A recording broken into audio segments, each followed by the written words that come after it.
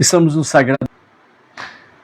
no sagrado dia do Shabat para a nossa Parashá da semana. É o 7º dia da semana e a conclusão da Parashá da semana. Nós estamos na Parashá Vayera e hoje é dia 28 de Tevet do ano 5786 a contar da criação e é o dia 17 de janeiro do ano de 2026, né, do nosso calendário civil da Era Comum, ok? Hoje vamos falar um pouco sobre pragas e predadores, e é um tema realmente desafiador para nós, tendo em vista que os dias não são tão diferentes de outrora, né? Nós temos aí pragas e predadores, né, nos 4 cantos aí do planeta. E nós precisamos aprender as ricas lições que a Torá nos traz para atualizarmos, né, realmente a nossa compreensão, o nosso entendimento, né? Então, por isso, nós vamos trazer uma síntese das 10 pragas com seus pontos principais e depois vamos discorrer um pouco mais com referência à questão da 4ª praga, né, que está no capítulo 8, verso 21 em diante, onde vamos falar aí sobre a questão de mistura de animais daninhos, né? Vamos ver os comentários de Rashi, do nosso Rebbe, de Rashban, sobre essa questão aí, né? Então, a Parashá Vayera, ela tem 7 pragas, e as 3 últimas pragas estão na próxima Parashá, que é chamada Parashá Bo, né? Então, aí nós vamos ver a partir de amanhã, nessa próxima semana, as 3 últimas pragas, né? Dentro da Parashá Bo, ok? Então, vamos deixar aqui com os amados realmente essa questão sobre uma síntese, né, das pragas que nos traz aqui, né? Segundo os ensinamentos do Midrash, os ensinamentos de Rashi, né, Ramban, Nachmanides, Zohar, né, e o próprio Rebbe falando a respeito dessas 10 pragas que de fato elas não são aleatórias, né? Elas têm realmente um sistema, né? Ela é sistemática no seu desenvolvimento dentro do panteão egípcio. E é aí que nós vamos adentrar um pouco sobre estas questões. Então, cada praga, ela na realidade, ela indica um deus egípcio que foi atacado, que foi vencido, por assim dizer, né? Ou desmascarando, destronando, né? Ruindo a idolatria de cada divindade do Egito. Então, dentro desse aspecto aí, então vamos para a síntese das nossas 10 pragas, para que nós possamos aí, de fato, termos uma compreensão melhor nesse sentido. A primeira praga, ela é chamada de Dam, né, que é a praga do sangue. Então, qual é a divindade atingida no Egito com a praga de sangue? A divindade é Api, que está de fato o deus do Nilo, ou seja, segundo Shemot 7:17, nos comentários de Rashi e do Midrash Shemot Rabbah 9, o Nilo era a fonte da vida do Egito. Então Hashem transforma a vida, Egito, Nilo, né, o deus do Egito, em morte, né, com a praga. Então, a mensagem que nós temos aqui é: a fonte não é divina, ou seja, o Nilo, ele não é divino, e por isso depende do único e o verdadeiro Deus para qualquer situação dentro desse aspecto aí, ok? A segunda praga é a praga das rãs, né? A divindade egípcia que foi atingida com a praga das rãs é exatamente Eket,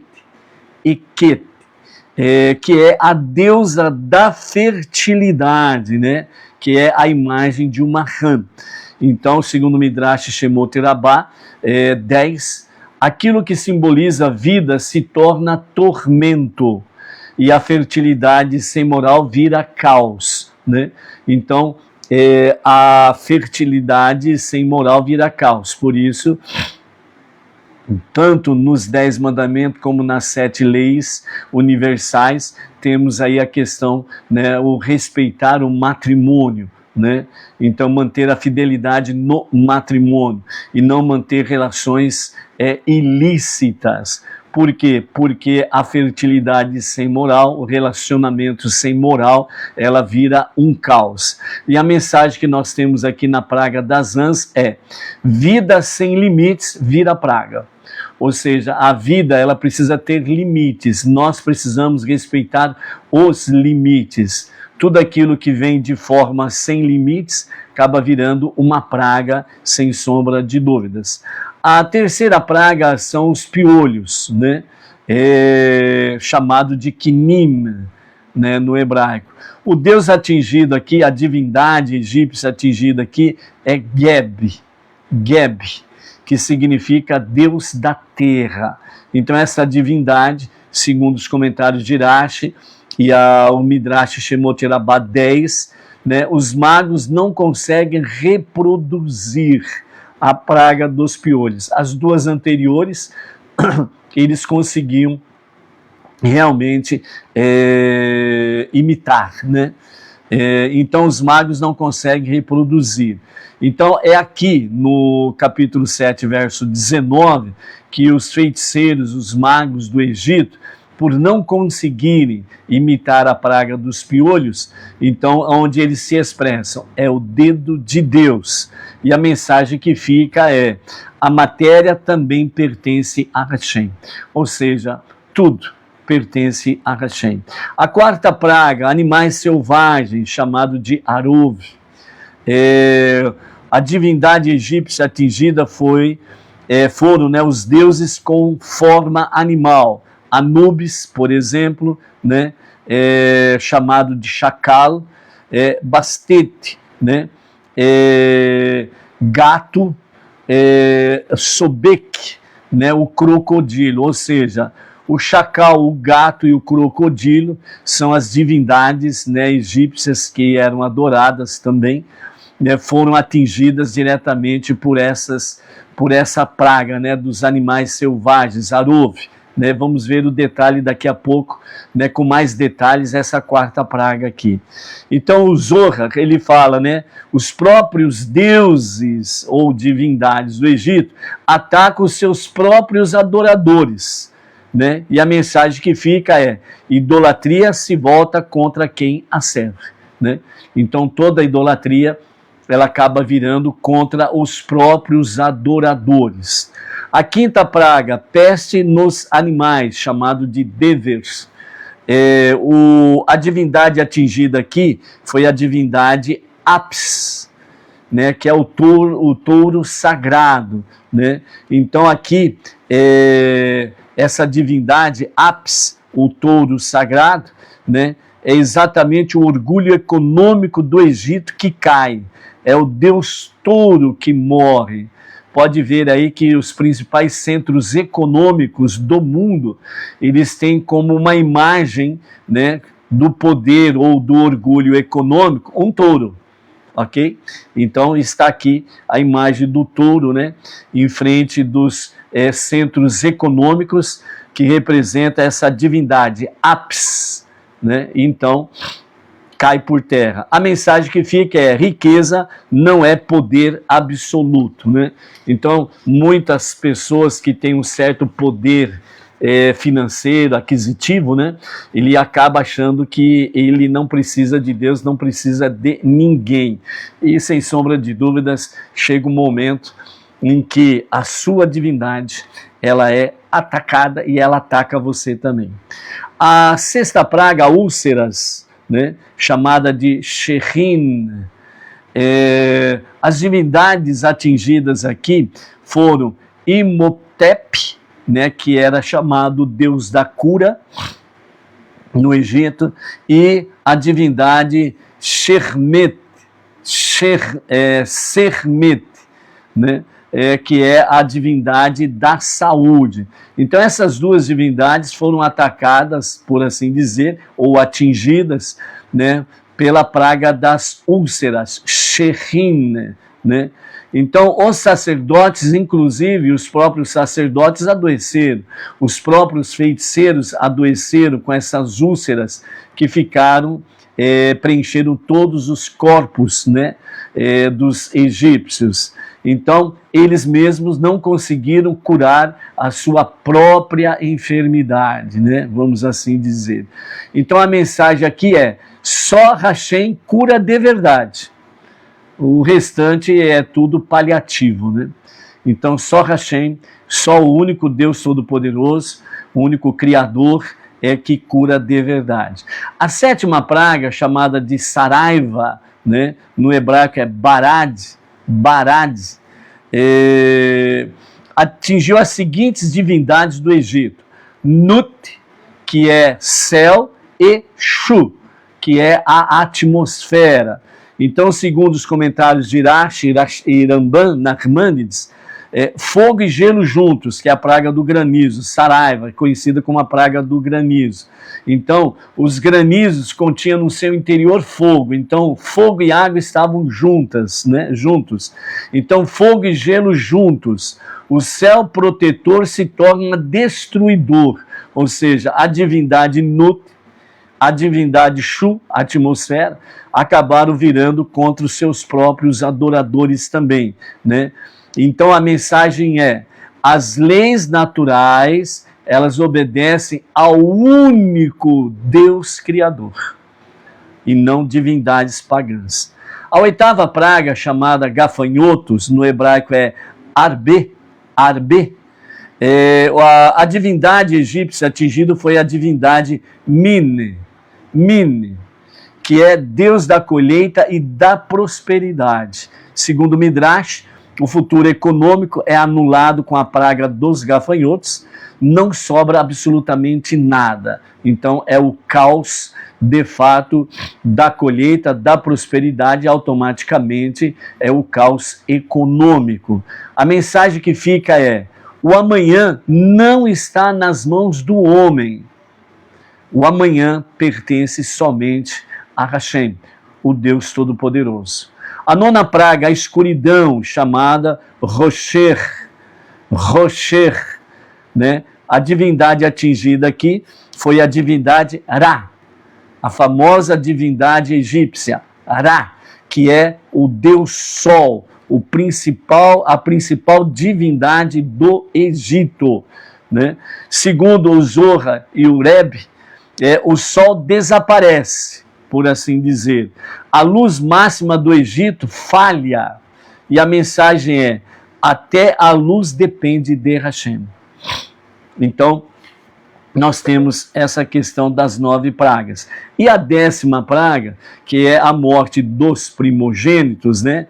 A divindade, qual foi a divindade atingida na morte dos primogênitos? O próprio Paró, o próprio Faraó, que se achava um deus. Ele era primogênito, né? Porque dentro da questão egípcia, né? Dentro da questão de reis, etc. e tal, quem assume o poder é exatamente o primogênito. Então, a morte dos primogênitos. O próprio Faraó, que era considerado uma divindade, né? O Deus primogênito. Deus primogênito, te lembra de alguma coisa? Algum personagem que assumiu, né, vilipendiando o que está em Êxodo 4:22, que diz que Israel, né, o povo judeu, é o filho primogênito de Deus? E teve um outro personagem aí que assumiu, entre aspas, né, essa retórica, dizendo que é o filho primogênito de Deus, usurpando o que realmente pertence única e exclusivamente ao povo judeu, a Israel. Então o Faraó, ele também entrou nessa. E por ele ter entrado nessa, ele foi atingido diretamente com a morte dos primogênitos. E por ele ser primogênito, ele estava enfadado à morte também. Mas quando ele apela a Moshe, né, ele pede para Moshe realmente fazer uma prece por ele, para que ele não morra. porque ele era um primogênito, entendeu? Então, essa é uma realidade. Então, segundo o Midrash Shemot 12 e Shemot Rabbah 18, o Deus não pode salvar o seu herdeiro, né? Essa divindade.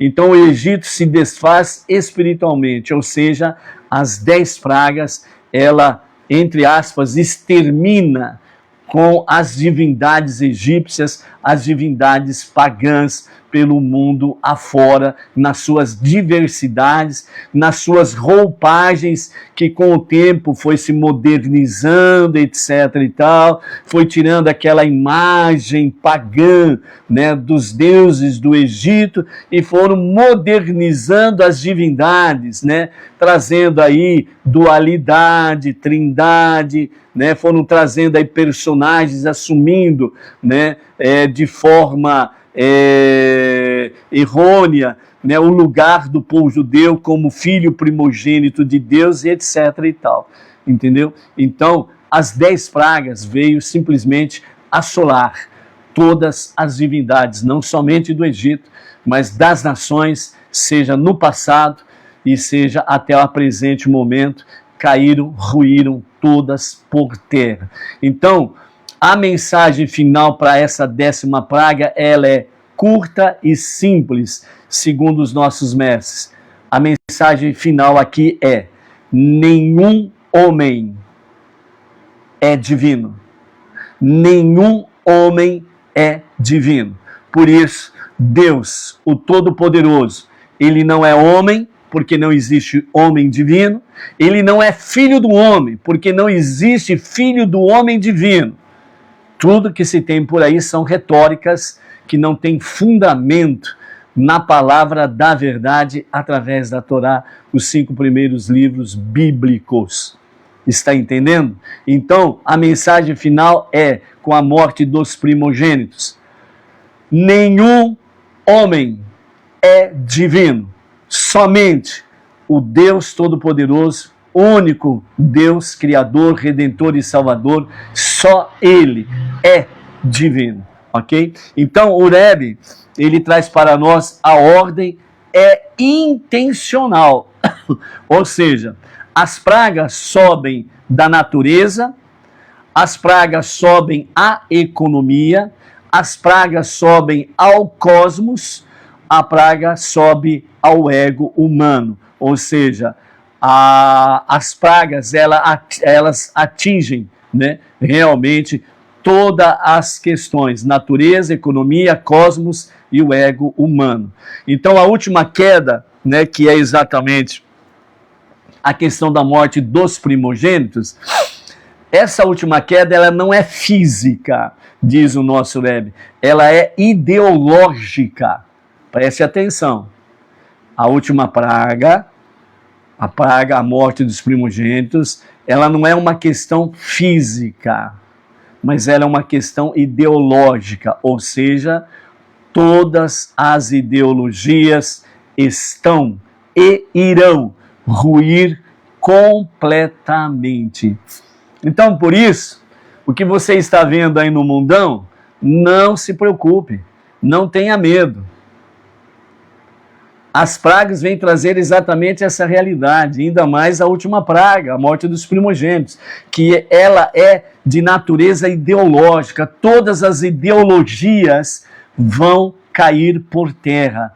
E aqueles que se intitulam, né, deuses, agem como se fossem deuses, não tem ninguém maior do que eles fazem, pintam o 7, passa por cima de leis, passa por cima de princípios, de ética, de moral, de justiça, de espiritualidade, como se fossem deuses. Ou seja, a morte dos primogênitos mostra essa realidade. Todos ruirão, todos cairão por terra, sem sombra de dúvidas. Ou seja, em síntese, né, o que fica para o ensinamento de todos é que as pragas não feriram o Egito, elas retiraram um a um os falsos deuses, até restar apenas o próprio e único Deus, Hashem, o nosso Adonai. entendeu?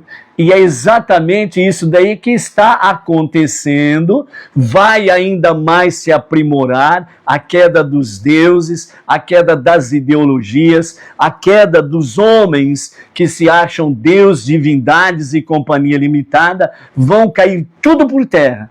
Só vai, entre aspas, só vai sobrar ou restar Hashem, o único e o verdadeiro Deus. Por isso, antecipadamente, pela palavra, pela Torá, pelos ensinamentos dos mestres, nós temos exatamente o quê? Nós temos dentro dessa realidade que somente Hashem, somente Adonai é aquele que vai prevalecer. Ponto final. Então, se nós queremos prevalecer, é só sabermos quem nós escolhemos para servir. Porque a mensagem de Moshe foi exatamente esta, né? Ao Paró, né? Originalmente Paró, popularmente Faraó, deixa meu povo sair. Qual a finalidade? Para me servir. Ou seja, a liberdade que há de vir plena, não somente para o povo judeu, mas para todas as nações, é onde que nós estaremos juntos com o povo judeu, ombro a ombro, servindo, adorando, louvando o único e o verdadeiro Deus. As coisas estão acontecendo diante dos nossos olhos. Lembre-se de um detalhe. Quando o mal grita, é porque ele está nos momentos finais da sua existência. Por isso você está vendo aí, entre vários aspectos, né, o grito dos maus, né, que esbravejam e etc e tal, porque realmente os seus momentos finais chegaram, né, e a qualquer momento mesmo Mashiach, o justo e verdadeiro Mashiach, há de se revelar, ok?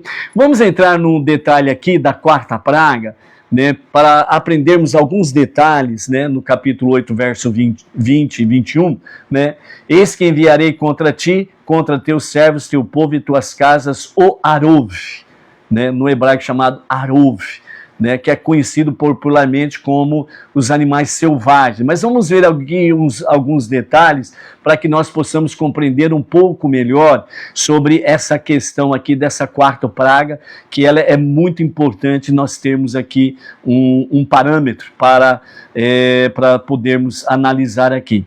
Então a Torá, ela não define diretamente o que é Arov. Então nós temos aí, né, dentro dessa questão, um espaço entre aspas, né, livres, onde Rashi, por exemplo, ele diz mistura de animais daninhos. Ou seja, Arov é uma mistura de animais ferozes, daninhos. Então o ponto-chave, segundo Rashi, não é uma espécie só, mas mistura caótica, ou são vários animais selvagens, né, que é uma mistura caótica. Animais selvagens invadem áreas humanas, ataque direto ao orgulho egípcio de controle da natureza, quebra da separação entre campo e cidade, selvagem, doméstico, ordem e caos, né? Então, dentro desse aspecto aqui, Rashi, ele traz que é uma mistura caótica, né, de animais daninhos, animais selvagens, que invadem as áreas humanas, ou seja, locais habitados pelos seres humanos são invadidos por Arov. Na visão de Rashi, animais selvagens, uma mistura caótica. O significado aqui está diretamente ligado ao orgulho egípcio. Por que o orgulho egípcio? Porque o orgulho egípcio estava nos seus feiticeiros. Eles tinham poderes sobre os animais selvagens. Entre eles, segundo o Midrash, diz que nas entradas do Egito, portanto, entradas e saídas do Egito, ali tinham estátuas de animais ferozes. Quando algum escravo tentava fugir, estas estátuas, né, elas tinham o poder, através da magia dos feiticeiros, de ficarem vivos, perseguiam aqueles que tentavam fugir e, obviamente, acabava matando-os, né? Então, por isso que ataca direto o orgulho egípcio, né, do controle da natureza. Então, dessa forma, mostra que, na realidade, né, os feiticeiros, o Egito não tem o controle da natureza. O controle da natureza está somente no Criador. A quebra da separação, ou seja, a separação que havia entre o campo e a cidade, a praga de Arov, né, dos animais selvagens, vamos ver um outro detalhe aqui, né, acaba exatamente fazendo cair por terra a barreira, campo de um lado, cidade do outro, mas não, agora com a praga, então a separação ela não existe. Assim como também os animais selvagens, os animais domésticos, né? Os animais domésticos, o próprio nome diz, são mansos, né? São amigáveis, etc. Vêm os animais selvagens e caos completo. E também a questão da ordem e caos. O que estava em ordem agora vira caos. Imagine, né, o Egito sendo inundado, por assim dizer, com animais selvagens. O caos se estabelece. Ou seja, nós temos aqui medida por medida. O Egito misturou moralmente o bem e o mal. Agora está recebendo exatamente a mesma medida. Porque misturou o bem e o mal, o campo e a cidade se misturaram. O selvagem e o doméstico se misturaram. A ordem e o caos se misturaram. Por quê? Porque o Egito ele era muito bom em misturar moralmente o bem e o mal. O mal era bem e o bem era mal. Então misturou o bem e o mal. E aí veio o caos. Então Deus traz uma mistura física e incontrolável. Né? Os feiticeiros, os magos não tinham poderes para poder controlar isto. Fugia realmente ao controle deles. Então, medida por medida. Né? Então, o Egito provou do seu próprio veneno, como diz um famoso ditado popular. Agora nós temos o comentário de Rashban, né, um dos grandes comentaristas também da Torá, e ele fala que Arov eram lobos, né, ou predadores específicos. Né? Segundo Rashban, neto de Rash e fiel, né, na interpretação Peshat, né, que é o sentido simples da interpretação. Então ele diz, Arov são lobos. Por que lobos? Porque eles são predadores organizados, eles caçam em grupo, eles não são isolados. Eles têm, entre aspas, pelos seus instintos, eles têm uma sabedoria de caça, eles se organizam para poder realmente cercar a vítima, não dar vaza para a vítima, ou seja, não deixar brecha para a vítima escapar, e eles sempre estão em grupos, então eles atacam ao mesmo tempo. Então, por isso, na visão de Rashban, Arov seriam lobos, né? Entram em vilas e atacam rebanhos e pessoas, ou seja, eles atacam tanto animais como pessoas. O terror não vem da confusão, mas da ameaça direcionada. Ou seja, né, os lobos eles ficam olhando para as vítimas e eles vão se organizando, cercando, colocando a vítima de uma tal forma que é impossível de se defender. Então esta ameaça, ela traz realmente, né, o pavor, o terror para com as vítimas, sejam animais ou seres humanos, né? E você pode observar que os predadores humanos, né, quando eles estão fora da ética, da moral, da justiça e da espiritualidade, eles são dessa forma. Eles direcionam o seu olhar para as suas vítimas, aqueles que não falam a mesma língua que ele, entendeu? Aqueles que não colaboram com o mesmo pensamento e ações deles, então eles fazem dessa forma.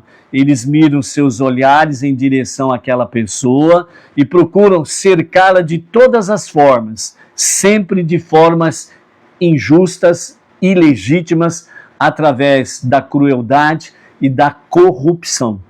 Você pode ver os lobos, os predadores que você conhece aí na atualidade. Então, para Rashban, não é caos generalizado, é um perigo claro, reconhecível e contínuo. Então, não há um caos generalizado, ou seja, desorganizado. Há realmente um perigo claro, reconhecível e contínuo. Tem, como diz o outro assim, né, tem método, né, para poder agir e atacar. Ou seja, as diferenças essenciais entre Irashi e Irashiban, nós temos aí o aspecto, a natureza da praga. Rashi fala de uma mistura caótica e Irashiban fala de predadores específicos. Né? A mensagem, né, para Rashi, perda total de controle, e para Irashiban, vulnerabilidade humana. A ênfase, segundo Rashi, é uma desordem espiritual, mas para Irashiban é uma ameaça física concreta. E o método divino, né, nesse aspecto, para Rashi é confundir, e para Irashiban é confrontar. Né? Então, ambos os aspectos e visões de Rashi e Irashiban, na realidade, não são errados, são verdadeiros, em níveis diferentes, mas são verdadeiros na sua essência. Né? Rashi fala da desintegração da ordem, enquanto Irashiban fala do medo real e cotidiano. Né? Então, as pessoas, por exemplo, desintegração da ordem. Então, a ordem, ela não tem mais, ela não está mais em vigor, ela está realmente desestabilizada, desintegrada, certo? E isso gera o quê? A visão de Irashiban, gera medo real e cotidiano. Né? As pessoas têm medo de falar, as pessoas têm medo até de pensar. Por quê? Porque o predador, ele está aí, de empreitada, para perseguir, né, de todos os meios as questões daqueles que pensam diferentes deles, ok? Dentro da visão racídica do nosso Rebbe Menachem Mendel, então, a Hassidut, ela une as duas leituras, né? Então, Arov simboliza, na visão do Rebbe, uma mistura interna, instintos animais dominando o homem. Então, o nosso Rebbe, ele já traz isso para dentro da vida humana, para nós podermos visualizar esta realidade. Então, a mistura interna, instintos animais dominando o homem, e o homem se torna selvagem, cruel. Ele não tem nenhuma empatia, ele não tem um pingo de dó, de piedade, de amor ou coisa semelhante. Ele realmente tem os seus instintos animalescos em alto nível, ok? Quando o ser humano perde o Tselem Elohim, ou seja, perde a imagem divina, ou seja, todo ser humano, ele tem uma centelha divina, entre aspas, uma imagem divina. Então, quando o ser humano ele perde o Tselem Elohim, a imagem divina, né? Então ele regrede ao comportamento predatório. Então ele se torna um predador. Então pragas e predadores sempre estão juntos. Nós precisamos ver os sinais para estarmos atentos, ok? Então o Rebbe ensina, as pragas não são só punições, são revelações da verdade oculta do Egito. O quão cruel é o Egito, o quão cruel é o Egito na atualidade, o quão cruel é o faraó, o quão cruel são os faraós da atualidade, ok? Então o Egito se via como civilizado, era um país civilizado, próspero e companhia limitada, mas na realidade, quando a presença divina se manifesta, então o verniz cultural cai. Ou seja, a casca cai. E o homem vira fera. Foi o que aconteceu com o Egito, com o faraó, com os seus asseclas, e é o mesmo que acontece através das gerações até a presente data, a mesma coisa com os faraós presentes por aí afora vai. Ok? A praga, aliás, a Parashá, melhor dizendo, Vairá, ela apresenta 7 pragas. E a próxima Parashá Bo, ela tem as últimas 3 pragas, né? Então, Vairá apresenta 7 pragas que quebram o poder político, o controle econômico e o orgulho moral do Egito. Então, como que você pode visualizar esta realidade na atualidade? É só você ver a questão do poder econômico do país. O poder econômico do país está uma bagunça, está um caos, é uma praga. Tem predadores por aí realmente fazendo com que, realmente, entre aspas, o Egito entra em caos. Alguma semelhança de alguma visão de algum país? Também quebra o controle econômico. Então, o controle econômico vira um caos. Né? Dívidas de trilhões de reais, por exemplo. Né? E o orgulho moral é abatido do Egito. Então, moralmente, você olha para os senhores que aí estão, qual que é a moral que eles têm? Que tipo de moral? Como defender uma moral dessa? Tem que ser muito ingênuo ou muito mau caráter para realmente comungar com essa moral corrompida, injusta que aí está. Entendeu? Tem que ser muito inocente ou realmente um péssimo caráter a pessoa tem. Então Arove ocupa um lugar central porque invade o espaço privado, as casas, as famílias, as vidas, destrói a ilusão de segurança, não há segurança. Quem pode dizer estou seguro no país A, B ou C? E mostra que sem ética o homem vira um animal cruel, feroz. Acho que nós estamos vendo alguma coisa dentro desse aspecto aí, ok? Então, a praga Arove, ela traz ensinamentos para os Beneinor da seguinte forma: não basta a civilização sem moral. Leis sem ética geram selvageria. As leis estão aí. Se as leis que estão aí fossem aplicadas, haveria ordem, haveria uma moral e ética, justiça e espiritualidade em alto nível. Mas de que adianta as leis sem ética? Gera a selvageria que aí está.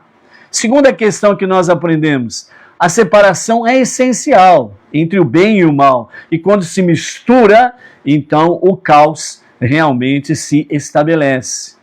Ou seja, o certo é errado, aquilo que é correto não é correto, é incorreto, e se muda os valores, invertem-se os valores. Então a promiscuidade virou uma coisa legal.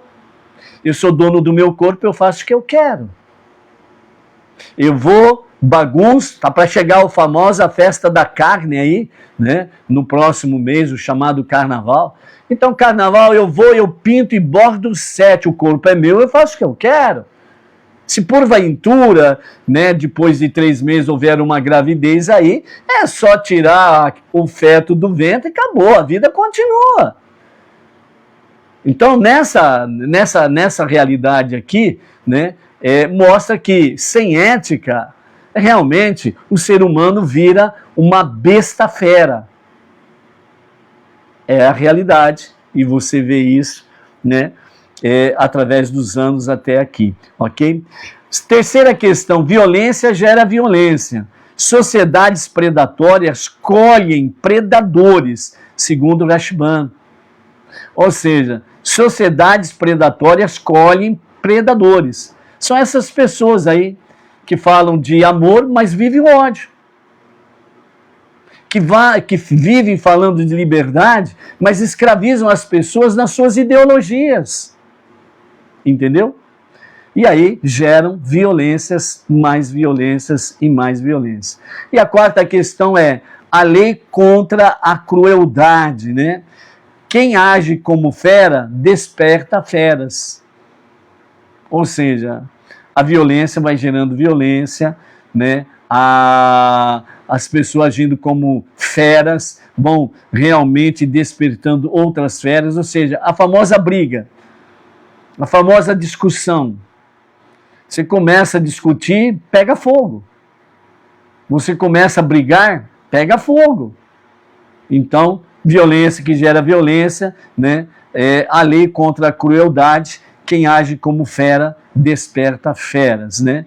Então a mensagem clara que fica para nós é: uma sociedade que tolera a injustiça, cedo ou tarde será governada pelo medo. Uma sociedade que tolera injustiça, cedo ou tarde será governada pelo medo. Todos os países que têm ou que tiveram os seus dentadores, né? Você sabe o que é? Foi dessa forma. Foi invertendo a ética, a moral, a justiça, a espiritualidade. Foi mudando os seus valores e foi fazendo misturas. Quando foram perceber, já haviam pragas e predadores. Aí o povo paga o pato, como diz o outro, né? Vai comer cachorro, vai comer gato, e age e vive pelo medo, sob a sombra do medo e do pavor. Então, por isso, toda sociedade que tolera a injustiça vai ser governada pelo medo. Entendeu? Por isso você está vendo em vários lugares o povo se levantando sem medo para enfrentar os seus dentadores, para que possa haver liberdade, justiça e etc. e tal. Então, Arov não é só uma praga antiga, é um espelho permanente. Quando o homem perde limites, o caos se estabelece. Quando perde a empatia, o amor para com o próximo, gera violência. E quando perde a espiritualidade, quando perde a visão que há um Deus que está acima de tudo e de todos, então ele vai agir como um animal, vai agir com animalidade. Por isso, né, que realmente, como estamos num Shabat, né, o sagrado dia, é o 7º dia da semana, que neste Shabat nós podemos ter aí, né, para o nosso país, para as nações que estão nesse caos aí, que possa ser restaurado a ordem, a ética, a moral, a justiça, a espiritualidade, que possa refinar o caráter das pessoas e possa de fato conduzir, né, os nossos povos, Benenoa, os povos, né, a lei, a ética, a justiça e, acima de tudo, né, o temor a Deus. Por isso somos porta-vozes, né, de Hashem, ok? Então, que seja essa grande mensagem aí para as nossas vidas e para a vida de todo Benei Noah, ok? Nós temos o capítulo 8, verso 23 de Êxodo, Shemot, que está escrito: iremos, por favor, pelo caminho de 3 dias no deserto e sacrificaremos a Hashem, o nosso Deus. Ou seja, é o diálogo de Moshe com o faraó. E essa expressão, né, 3 dias, né, caminharemos 3 dias, ou caminho de 3 dias, ela é repetida no capítulo 3, verso 18, capítulo 5, verso 3, e agora aqui no capítulo 8, verso 23. Então, Rashi, ele traz para nós, era um pedido limitado, não uma fuga declarada. Então, quando Rashi interpreta isso daqui, Moshe está dizendo ao faraó: nós temos um limite, 3 dias, não é uma fuga, não vamos fugir, né?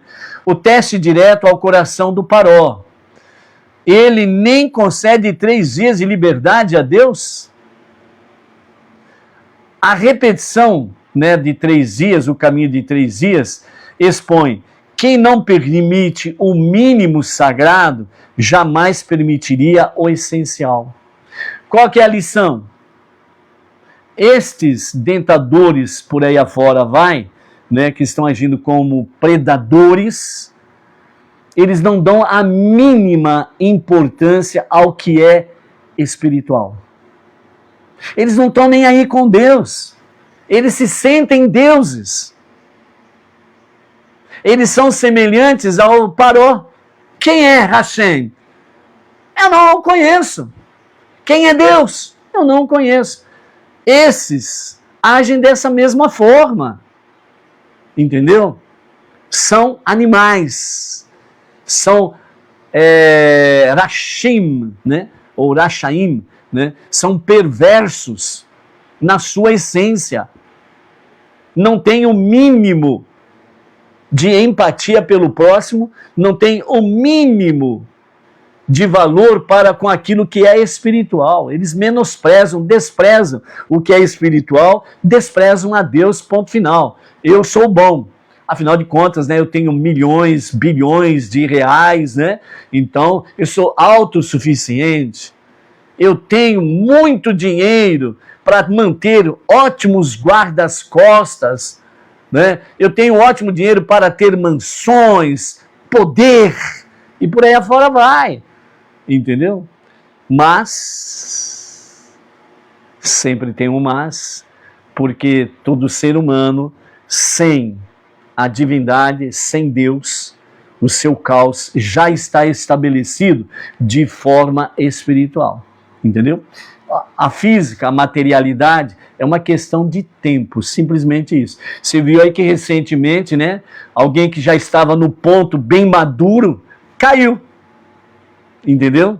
Estava no seu auge do seu ouro, do seu império, né, do seu palácio, né, um grande exército à sua volta. Bastou apenas 47 minutos, né, de tão maduro que estava, caiu e perdeu tudo, entendeu? Ou seja, o mal tem data de validade, bateu na data, cai de alguma forma, sem sombra de dúvidas, ok? Então, por isso, quem não permite o mínimo sagrado, jamais permitiria o essencial. Não dou importância. Rashbam, ele diz, distância mínima real para sair da zona urbana egípcia, ou seja, sair realmente da atmosfera egípcia, com todas as suas idolatrias e companhia limitada. Evitar a idolatria local, permitir um culto legítimo fora do Egito e da sua zona urbana. Então, 3 dias significa, na visão de Rashbam, separação física e simbólica. E o Midrash, ele traz ainda bem elevado também. Por que exatamente 3 dias?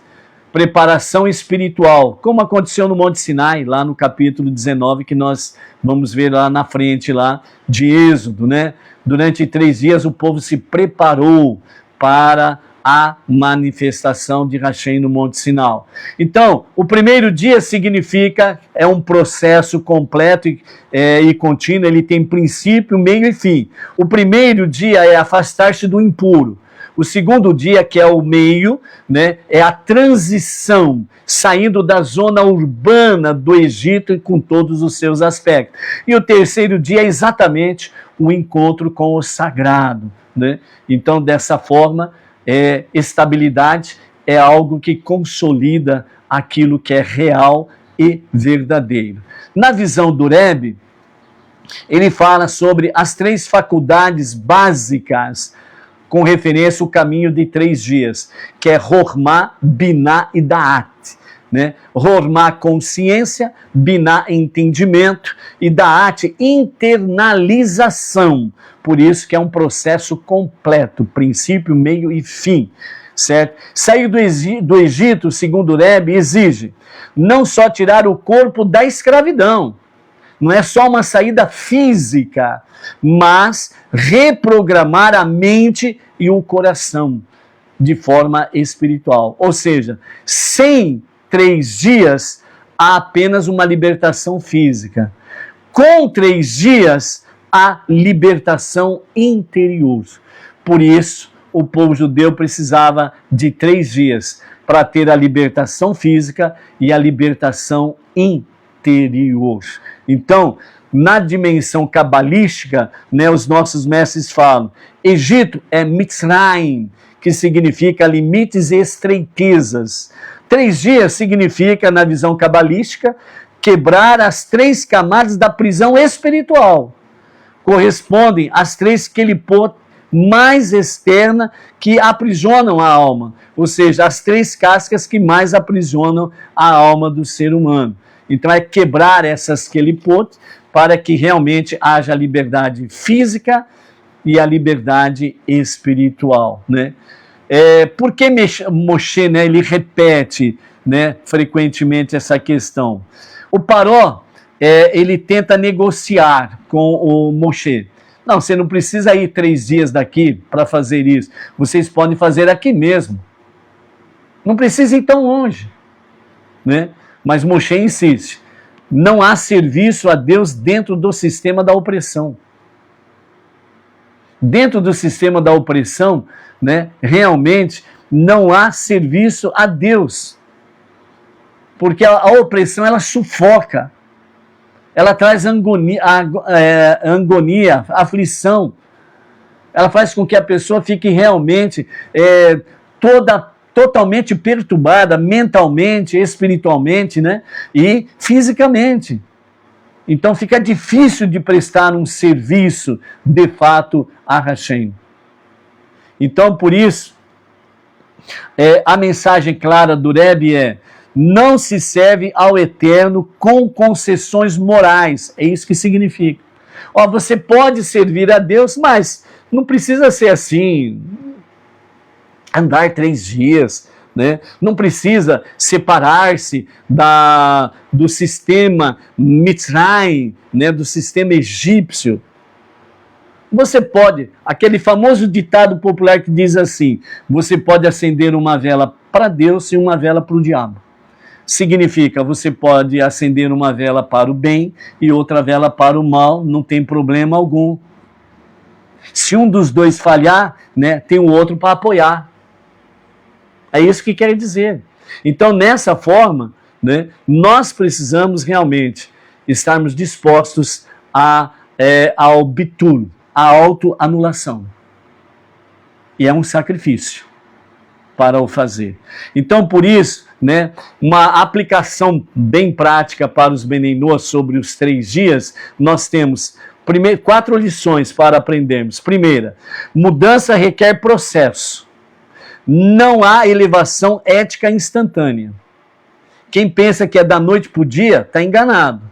Mudança requer processo. Por isso, passo a passo, cada um no seu compasso. Não tem como você pular do primeiro degrau da escada e ir para o 10º degrau da escada. Você tem que ir degrau por degrau, passo a passo no seu compasso. Segunda lição, separação mínima é necessária. Não se pratica justiça vivendo dentro da corrupção. Então aquela questão da pessoa falar assim: bom, eu vou fazer um pouquinho de justiça para poder acalmar o remorso da minha consciência. Negativo. Entre aspas, esta ação parece uma ação de justiça, não é uma ação de justiça. Ou a pessoa se aparta da corrupção, seja ela espiritual, física, financeira, material, para poder praticar a justiça que permanece. Terceira lição, compromisso com Deus exige tempo, mente e ação. Não é mente de mentira, é mente, intelecto, ok? Então, compromisso com Deus exige tempo, intelecto, a mente, a mentalidade do ser humano e ação. Pensamento, fala e atitude. Nós temos aí 3 questões: pensamento, fala e atitude. 3 dias. Quarta lição, liberdade moral precede a liberdade social. Sociedades justas começam na consciência. A pessoa ter consciência que precisa ser justa, agir com justiça. Porque aí tudo que ela fizer, ela vai fazer através de fala, atitude, né, e pensamento, ela vai sempre fazer de forma justa.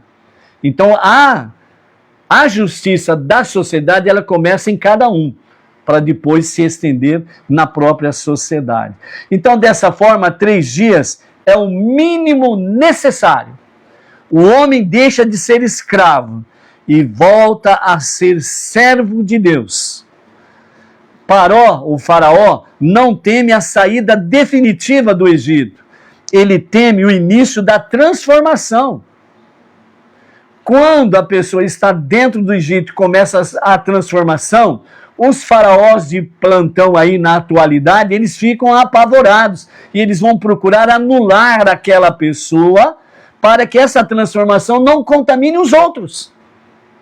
Porque se contaminar os outros, ele sabe que ele vai perder o trono, ele vai perder o seu pedestal. Porque a sociedade vai se tornar mais justa. E uma sociedade mais justa, ela não suporta os seus predadores, que são corruptos em todos os níveis, entendeu? É por isso que ele resiste tanto, o faraó, ele resiste tanto essa questão, né, no seu diálogo com Moshe. É por isso que os faraós da antiguidade, né, eles realmente são relutantes, né, não reconhecem nenhum pingo dos seus erros, sempre os outros estão errados e patati e patatá.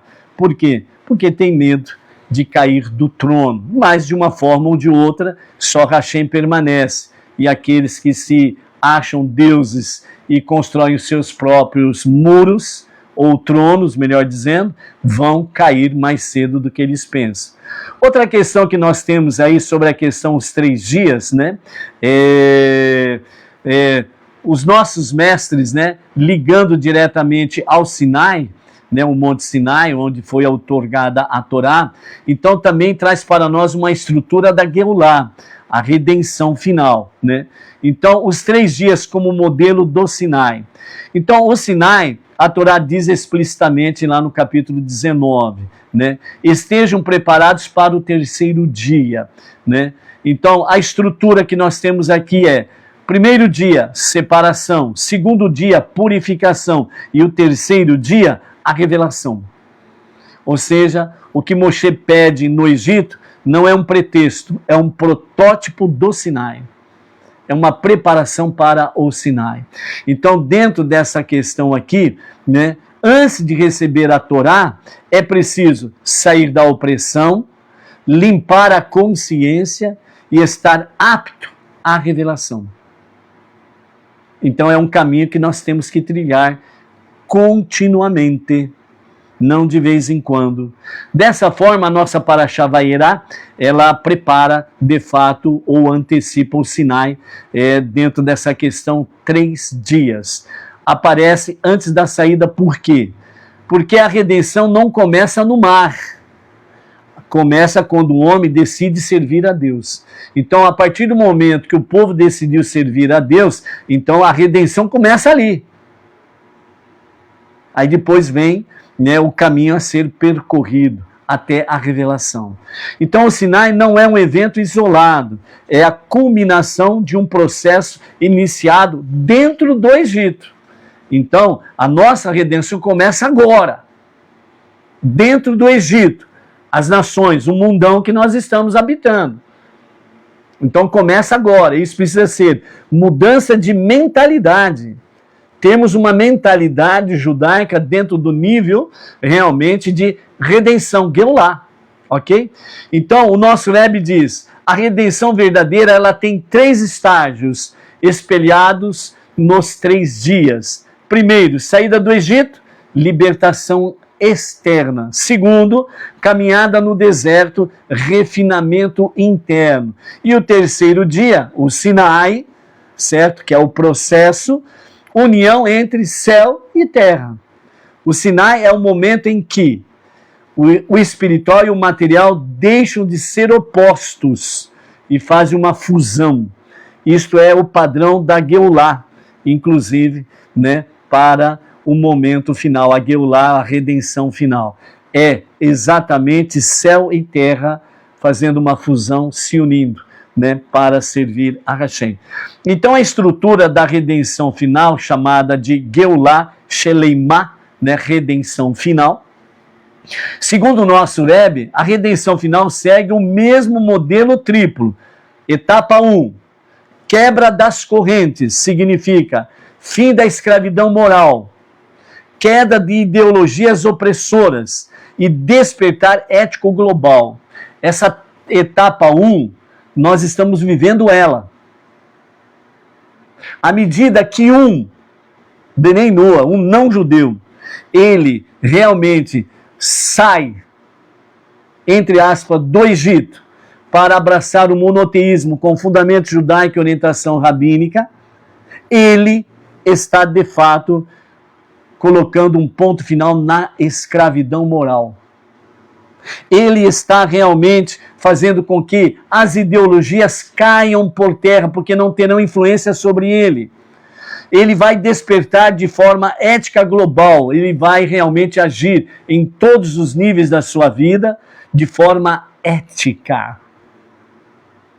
Por isso, Benei Noah, o seu papel é importante entre as nações, para quebrar as correntes, o jugo do faraó, o jugo dos dentadores que aí estão. É fácil? Não. Se fosse fácil, até Maria Mole servia a Hashem. Etapa 2. Preparação do mundo, refinamento da sociedade, justiça, leis e responsabilidades.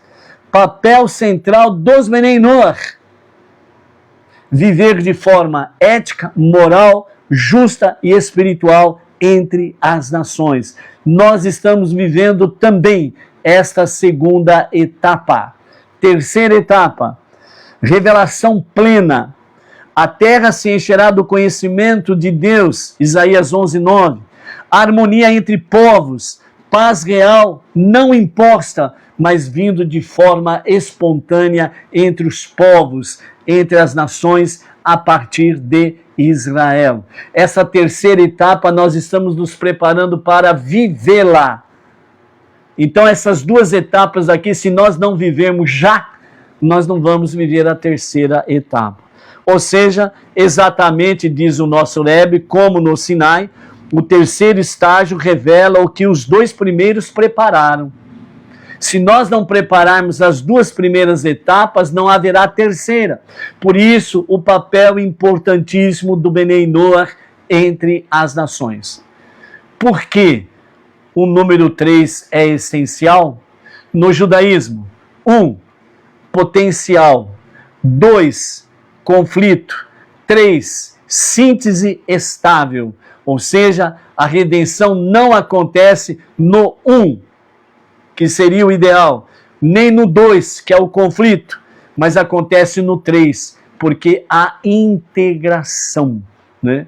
Então, os Benei Noah estão no segundo estágio da redenção, ou seja, refinamento, refinando o mundo, estabelecendo justiça e preparando o espaço para a revelação. É o nosso momento, é o nosso tempo, como monoteístas com fundamento judaico e orientação rabínica. Para Hashem, você tem muito mais valor como Benei Noah do que fazer conversão. Porque nós estamos preparando o mundo para a terceira etapa. Ok? Então, as 7 leis são o nosso deserto entre as nações. Não o fim, mas a preparação indispensável para a terceira etapa. Sem Benei Noah ético, moral, justa e espiritual, não há Sinai universal. Ou seja, para as nações. A redenção para as nações.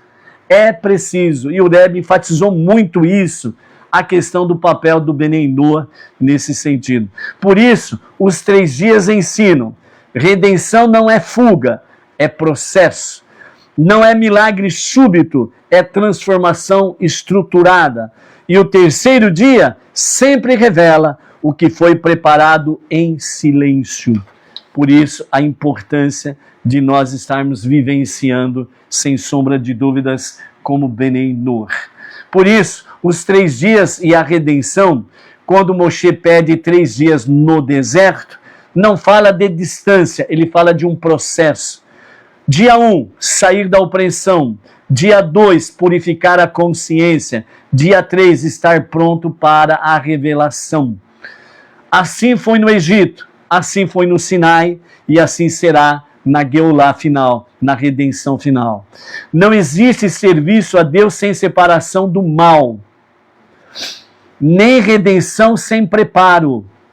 As 7 leis são esse caminho no deserto, não o fim da jornada, mas a base que permite que o mundo receba a luz, transformar o mundo para ser a morada de Hashem. Que saibamos caminhar esses 3 dias com ética, justiça, moral e temor a Deus, que é a espiritualidade. Dessa forma que tenhamos, né, um Shabbat Shalom cheio do conhecimento de Hashem, para podermos transformar este mundo para ser a moradia de Hashem. São 3 etapas. Estamos vivendo 2 etapas. A terceira etapa é a revelação do justo e verdadeiro Mashiach, que nós precisamos estar preparando, vivendo como verdadeiros Benei Noach. Por isso, Shabbat Shalom, Shabbatov, uma semana abençoada com Hashem. Até a próxima. Boa degustação e que você seja forte, seja luz, seja uma grande bênção no serviço a Hashem. Até mais.